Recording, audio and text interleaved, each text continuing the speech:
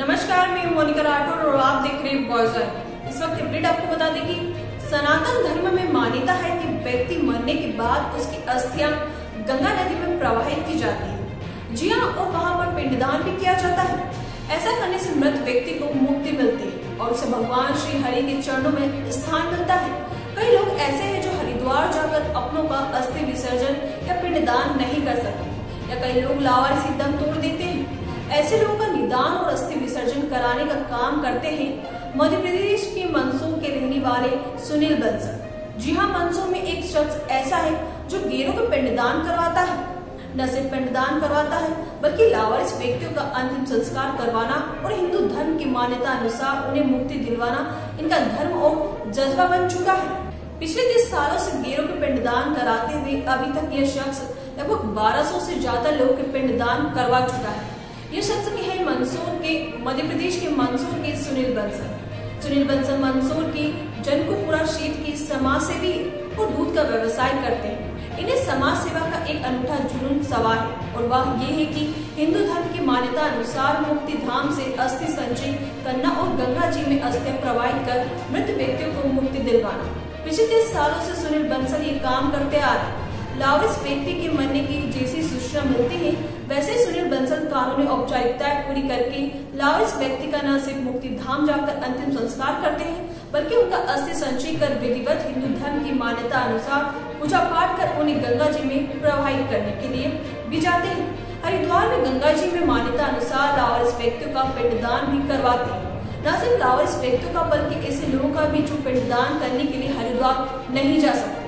सुनील बंसल ये काम पिछले 30 सालों से कर रहे हैं और उनके साथ अब यह अन्य समाज से भी प्रदान करवाने के लिए हरिद्वार जाते हैं। इस बार सुनील बंसल 143 लोगों का अस्थि विसर्जन और पिंडदान करने जा रहे हैं। इसके अलावा 10 बंदरों के भी अस्थि विसर्जन और पिंडदान करेंगे।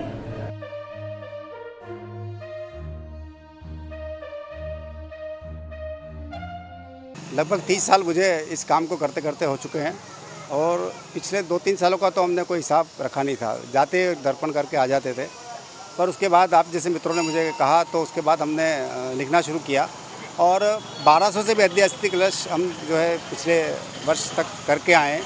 और इस बार 153 अस्थि कलश हमारे पास है, जिसमें 10 अस्थि कलश जो है बंदरों के हैं और 47 अस्थि कलश महिलाओं के हैं और बाकी पुरुषों के अस्थि कलश लेकर हम आज यहाँ गंगा जी जा रहे हैं। जी, निश्चित रूप से ये बात आपकी सही है कि कोविड काल इतना महा विनाशकारी काल था कि आदमी की मदद नहीं कर पा रहा था। परिवार की मदद करने में कहीं न कहीं मजबूरियाँ थी, तो उन सभी का दाह संस्कार कराना और उनके अस्थि कलशों को संचय करके मेरे पास 225 अस्थि कलश उपलब्ध थे।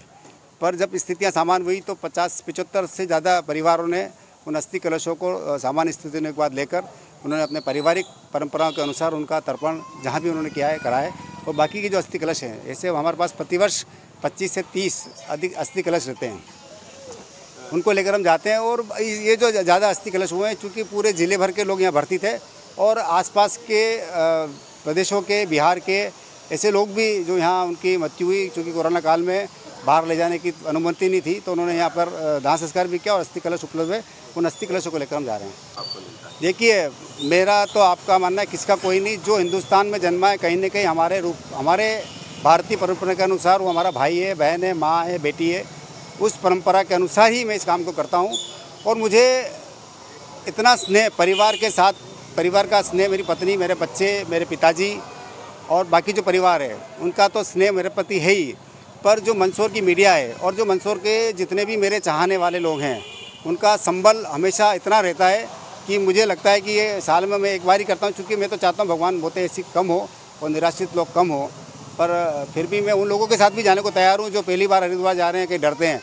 तो वो ऐसा परिवार भी मुझसे संपर्क करें तो मैं अपने खर्चे से उनके साथ जाकर भी उनका काम कराने को तैयार हूँ। तो ये थी सबकी अपडेट। इसी तमाम जानकारी और अपडेट के लिए हमारे साथ बने रहिए बॉयजर MP पर। जय हिंद, जय भारत।